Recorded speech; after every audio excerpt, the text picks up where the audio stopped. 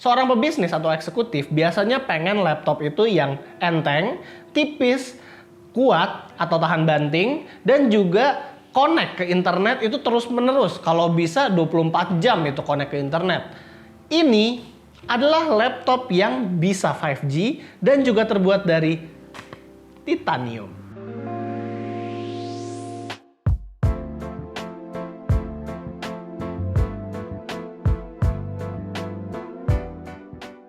Sebagai sebuah laptop ThinkPad, ThinkPad X1 Titanium Yoga berdesain lebih tipis dan lebih consumer dibandingkan beberapa jajaran ThinkPad yang lain.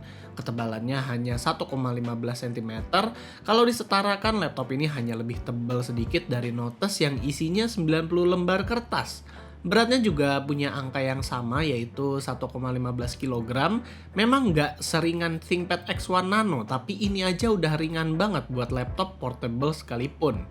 Salah satu nilai jual laptopnya adalah build quality super solid yang tetap ringan. Sesuai dengan namanya, bahan dari bagian luar laptop ini terbuat dari carbon fiber yang dilapisi titanium, yang dimana titanium itu diklaim 45% lebih kuat dari baja namun lebih ringan. Bahkan kalau kita lihat di bagian bawahnya aja ada daftar komposisinya juga, yaitu titanium plus karbon plus magnesium. Hanya aja bahan titanium ini membuat laptop jadi gampang kotor alias finger prone. Bahkan saat kita review aja, bersihin lapisan luarnya ini susah banget. Tapi nggak semua surface dari laptop ini semua terbuat dari titanium ya, karena bagian keyboard dan bagian bawah laptopnya itu masih aluminium atau magnesium. Karena ini laptop 2-in-1, membuka laptop ini dengan satu tangan memang agak sulit. Tapi tentunya laptop ini bisa dibuka sampai jadi tablet. Masuk ke layarnya, jadi monitor ini udah berasio 3:2, bentuknya udah lebih kotak, dan buat orang yang suka dengan membaca dokumen, ini lebih enak dipakai. Resolusinya sudah 2K, cocok dengan harganya juga, dan juga color gamutnya itu bagus dan brightness-nya juga tinggi. Masuk ke bagian bawah, keyboard ini layoutnya sudah khas ThinkPad banget, dengan pentil merah di tengah, touchpad dengan tombol di atas, dan function button yang desainnya itu kantoran banget. Jujur buat orang yang sudah biasa dengan layout ini sih enak, tapi buat gua, tombol Fn dan kontrol yang ketukar begini dan patch up dan patch down yang ada di arrow begini, itu butuh pembiasaan yang agak lama. Nah, karena laptop ini tipis, konektivitasnya pun juga terbatas. Di sebelah kanan kita hanya mendapatkan power button, audio combo jack, dan Kensington lock. Sementara di sebelah kiri ada dua USB-C yang support Thunderbolt 4 dan ada juga nano SIM card slot. Yes, sesuai dengan thumbnail dan opening video ini, laptop yang kita pegang sekarang bisa support dengan nano SIM card yang dimana memungkinkan kita untuk selalu terkoneksi dengan internet kapanpun dan dimanapun. Nanti kita akan bahas lebih jauh lagi soal SIM card ini di bagian pengalaman. Oh iya, mungkin kalian sadar soal konektivitas dari laptop ini nggak ada charging port, itu karena chargernya menggunakan USB Type-C. Dan saat kita timbang, chargernya ini nggak terlalu berat-berat amat kok, jadi masih termasuk portable. Kalau ngomongin soal performa, tentu bukanlah jadi tonjolan dari laptop ini. CPU-nya menggunakan Intel Core i7-1160G7 dengan sertifikasi Intel Evo dan juga Intel vPro. Jadi dibuat sangat aman untuk para bisnismen yang data-datanya itu penting semua. RAM-nya 16GB LPDDR4X yang sudah ditanam, jadi nggak bisa di-upgrade lagi. Yang bisa di-upgrade hanyalah SSD 1TB-nya yang ukurannya itu juga berbeda dari biasanya. Kalau biasanya SSD M.2 di laptop itu pakainya yang 2280, yang ini 2242, dan jujur aja nyari SSD ukuran segini itu cukup susah di marketplace. Speed dari SSD ini juga performanya biasa aja, nggak kenceng-kenceng banget, tapi ya udah bisa dibilang capable lah. Nah, untuk performa CPU-nya, di sini kita melihat performanya nggak sebagus Core i7 biasa ya, dan malah nempel-nempel ke performa Core i5, bahkan kalah dengan yang 1135G7. Ini disebabkan performa dari Core i7-nya itu throttling dan terlihat banget saat kita melihat konsistensi CPU-nya ngerunning Cinebench R15 5 kali. Score night rate-nya pun nggak tinggi dibanding dengan NVX 360 yang kemarin kita review aja, skornya masih jauh di bawahnya. Lalu kita juga iseng ngetes Adobe Premiere Pro dan di luar dugaan, laptop ini bisa ngerender video 4K berdurasi 5 menit di 3 menit 28 detik aja. Sekitar 50 detik lebih cepat dibanding Yoga Slim 7i. Walaupun ya laptop ini bukanlah laptop creator. Meskipun memang di beberapa game seperti Evil Genius 2 dan Dota 2 harus dimainkan di lowest settings, jadi terlihat bukanlah laptop untuk performa. Tapi walaupun performanya nggak bagus-bagus banget, heat management dari laptop ini memang bisa dibilang adem pakai banget. Di Surface aja kita nggak melihat adanya surface yang di atas 35 derajat Celcius dan CPU-nya juga cuma sekali kena 90 derajat lalu langsung di throttling oleh laptopnya agar nggak panas-panas banget. Ini dikarenakan heat pipe dan fan dari laptop ini hanya satu dan udara panas juga dikeluarkan hanya lewat ventilasi yang kecil ini. Jadi di sini Lenovo ya terkesan main aman lah.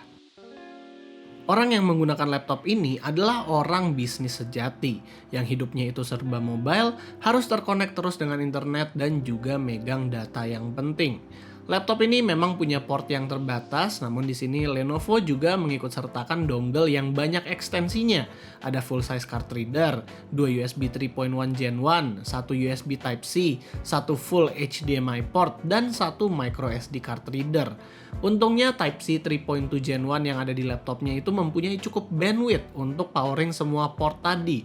Tapi ya tetap aja, kita yang tadinya pakai flash disk biasa, lebih enak kalau diganti ke storage yang support USB-C agar nggak terlalu depend dengan dongle.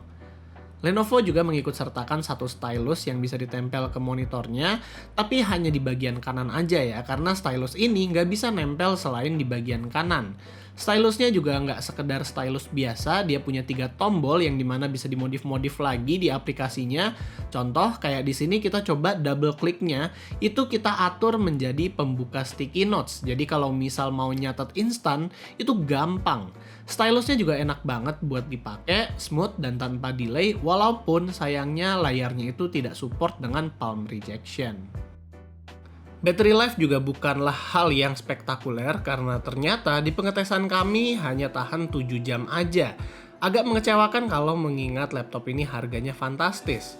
Yang menjadi nilai utama laptop ini adalah laptop ini support nano SIM card yang dimana memungkinkan kita untuk selalu online walaupun di tempat yang nggak ada wifi. Terus gunanya apa sih? Kan sekarang kafe, rumah, kantor, bahkan warung Indomie aja ada wifi-nya. Ya masih ada guna juga, soalnya kan misal kalian orang yang mobile banget, suka berpindah-pindah tempat dan di mobil sambil jalan ada kerjaan yang harus diselesaikan yang butuh connect ke sistem, atau harus meeting Zoom sambil jalan ke tempat lain, itu juga berguna banget. Kalau kita kayak gitu terus sambil tethering kan lama-lama jebol juga HP-nya. Walaupun ya saat kita masukin SIM card dari HP, ternyata SIM card kita nggak berjalan di situ dan memang hanya beberapa SIM card aja yang bisa jalan di laptop. Nggak asal masukin terus bisa. Pengetikan di laptop ini seperti halnya ThinkPad, dia enak banget buat diketik walaupun ya butuh pembiasaan. Oh iya, soal FN dan kontrol yang ketukar tadi ternyata bisa di-swap loh di Lenovo Vantage. Cuman ya di sini mereka nulisnya if you habitually, yang berarti artinya kalau kalian kebiasaan. Berarti mereka tahu kalau laptop itu biasanya kontrol di kiri, FN di kanan. Tapi ya lucu aja sih. Nah, soal Premiere Pro, kerennya laptop ini bisa scrubbing playback video 4K di full quality. Berkat Intel QuickSync, laptop ini bahkan bisa jadi laptop creator. Kualitas suara speakernya juga cukup oke dan dia front firing juga ada di sebelah keyboard. Namun, kalau volumenya sudah di atas 70%, maka suaranya mulai distorsi. Terakhir, soal security, ini juga jadi tonjolan utama dari laptop ini karena namanya juga laptop bisnis. Biometric Security X1 Titanium itu ada 2, yaitu fingerprint yang ada di atas dan juga face recognition yang menggunakan infrared. Laptop ini juga punya webcam shutter dan juga mute mic untuk privasi. Dan canggihnya, ini laptop bisa mendeteksi kita datang tanpa harus menyentuh laptopnya, walaupun webcamnya itu lagi ketutup. Tapi itu juga membuat gue jadi concern sama privasi ini laptop. Di sini ada juga aplikasi yang bisa mendetek kalau ada orang di belakang atau tidak, mau itu dari kiri atau kanan. Di sini canggih ya ternyata webcamnya. Walaupun dengan sensor-sensor yang canggih tadi, ternyata kualitas webcamnya ya bisa dibilang so-so aja. Ya cuman kayak, ya bisa aja kayak webcam pada umumnya. Padahal kalau misalnya dilihat ini adalah laptop yang bisnis banget, gue tadi ngarepnya kalau kualitas webcamnya ini bakal lebih bagus lagi. Dan buat trusted platform modulnya, laptop ini menggunakan discrete TPM alias TPM-nya itu menggunakan chip eksternal yang dimana diklaim oleh Microsoft adalah yang paling aman di antara metode TPM yang lain. Jadi overall, buat security, Titanium Yoga sudah menghadirkan yang top notch lah. Sebagai laptop bisnis dengan fitur segudang, kami sebenarnya nggak terlalu heran kenapa laptop ini bisa mahal banget di 42 juta. Karena pembelinya pasti mengutamakan keamanan dan juga kepastian kalau kata Om Deddy. Jadi saat berbisnis itu data, workflow itu mereka semua aman. Apalagi laptop ini juga didukung sama premier support dari Lenovo. Jadi kalau rusak ya tinggal telepon Lenovo-nya aja. Dan juga ada accidental damage protection yang dimana kalau tiba-tiba jatuh atau kecelakaan ya itu tetap di cover oleh Lenovo. Cuman ya kalau kalian tanya ke gue secara pribadi ya gue bisa bilang kalau laptop ini kemahalan karena gue bukanlah pasarnya. Karena kalau kita recap lagi ya fitur-fiturnya, laptop ini udah bodinya titanium, SIM card, programmable button di stylus, TPM yang sampai discrete, privacy guard, dan lain-lain yang kalau gue pakai itu malah jadi overprotective. Tapi buat pebisnis yang memang datanya itu udah krusial banget dan ingin aman banget, laptop ini sudah lebih dari cukup. Jadi itu aja paling video kita kali ini. Kalau kalian suka dengan videonya, jangan lupa untuk kasih kita like, share, dan subscribe. Dan di sini gue Rizky. Always stay safe and stay healthy.